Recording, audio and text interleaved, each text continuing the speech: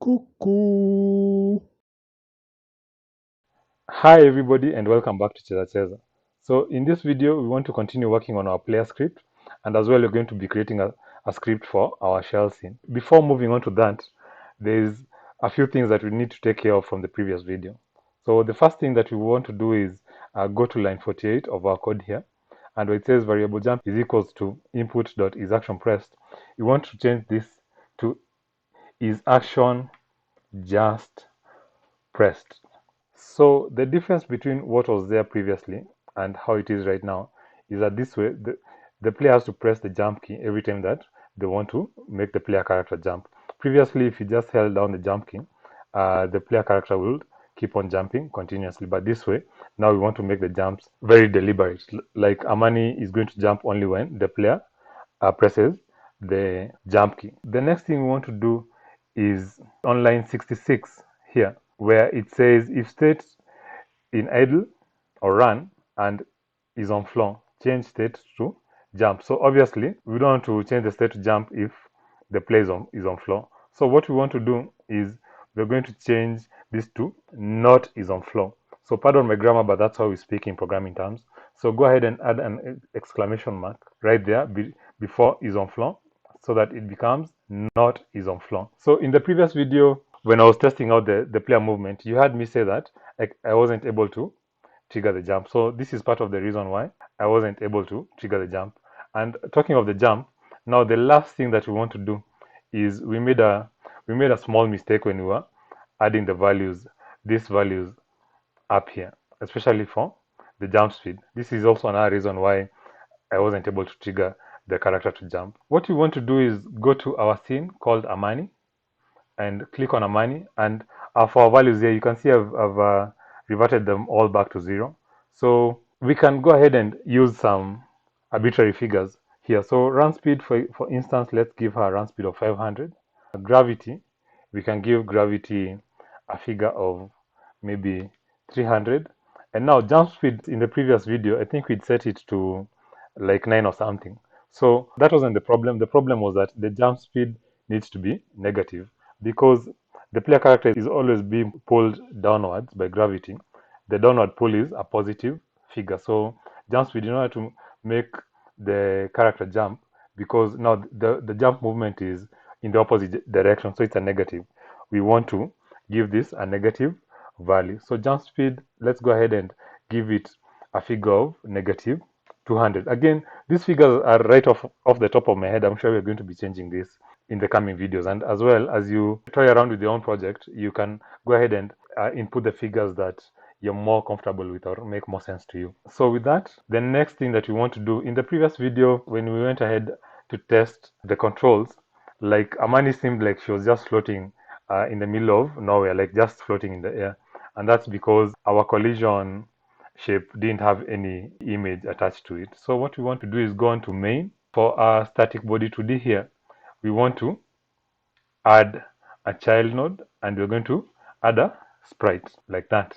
So, and for this sprite, we're not going to do anything fancy, because in any case, we'll be undoing this very part of the scene. We want to go ahead and put the Godot icon in the texture property right here. So go into your resources folder and drag the icon.png, which is the Godot icon, into the texture property. Then here, what you want to do is you want to move the Godot icon into the boundaries for collision shape 2D, and then now extend it like that, such that it covers our collision shape, so that now at least Amani will seem as though she's standing and running and jumping on top of something, not just in the middle of the air. So with that, I think we can go ahead and test our new controls and the changes that we've just made to see if they've taken proper effect. So make sure you're in the scene called main, and go ahead and click on the play scene icon on top here. So as you can see now, Amani seems to be standing on a very disproportionate icon here of the Godot mascot. So let's go ahead and test the controls once more. And movement, wow, she's moving so fast. So movement to the left is working, movement to the right is working. When I stop, when I release the buttons, the idle animation, or our idle state is engaged. And now for the jump, when I press the spacebar key. Ah, nice. She's able to jump. So everything seems to be working properly. So now that that's taken care of, we want to continue now with the main focus of this video. So the next bit of code that you want to add to our script is regarding the player's lives and sorting out when the player is dead. So first things first, go ahead and add these two lines of code at the top of the script here. So we're going to have signal life change and signal dead. So signal in Godot is how we notify the engine that something has changed. So this signal life change that we've created just now is to notify the engine that something has probably happened to Amani. Like we say, there's some monsters in the level, and as well there's going to be some spikes that will be able to hurt Amani, and as well Amani may just fall off our platform into the oblivion. So when that happens, we want to send a signal that a life has been lost. So that's the first signal. The second signal is for dead, and this signal we're going to send it when now all the lives have been depleted. After that, we're going to go ahead and add a variable here and call it life. And then in our ready function here, we want to say that life, I think let's start with 5 lives. Again, this is just a figure that you can change according to your own needs. If you want the player to have 3 lives or 2 lives throughout the level, it's up to you. But I think either 3 or 5. 5 is being a bit forgiving, but you can always change that in your project. So from there, we want to go all the way to a start function down here, and here we want to go ahead and say that life is equals to 5, and then below that we want to have emit signal. So the signal is life changed, and the other parameter is life. So from there we want to go ahead and add a function for when our player character is hurt. So go ahead and write function hurt, and go ahead and write if state is not equal to hurt, we change state to hurt. Oh, and there's an error here. I think I've forgotten to include the opening and closing parentheses. Also here, I've forgotten to include the colon. So yes, with that, I think we're good. So the next thing that we want to do is code the behavior for our hard state. And our hard state, just below it says the animation should be jump. And remember, we're playing the jump animation because we don't have a specific animation that shows Amani getting hurt. So this is just a makeshift animation. What we want to do when the player gets hurt is move the player up and away from danger. We want to make the character jump up and also move the character a bit towards the left side away from the point of danger.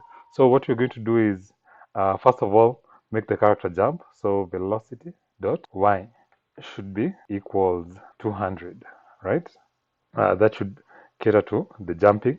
Then we're going to say velocity dot y is equals to minus 200. We'll test these values out and see if we need to maybe add or reduce the value, but that should cater to making the character jump when they get hurt.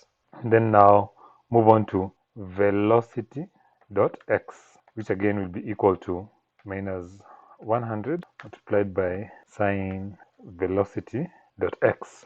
From there, we want to reduce our lives by 1. So life minus equals 1.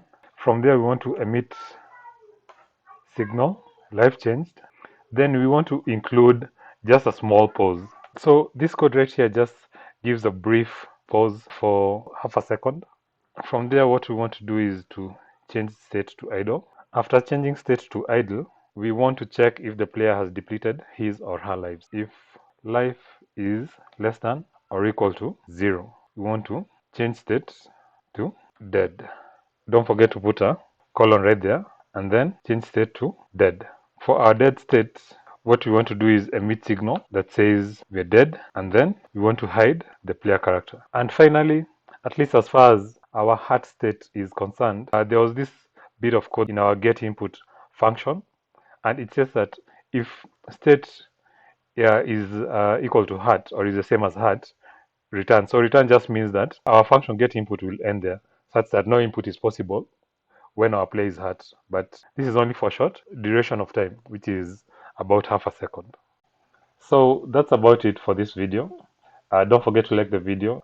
Also, if you'd like to see more content coming up, please subscribe. And lastly, if you have friends that you think would enjoy learning about game development, please share this video with them. I'd be really appreciative if this tutorial got to as many aspiring developers as possible. Thank you, and see you in the next one.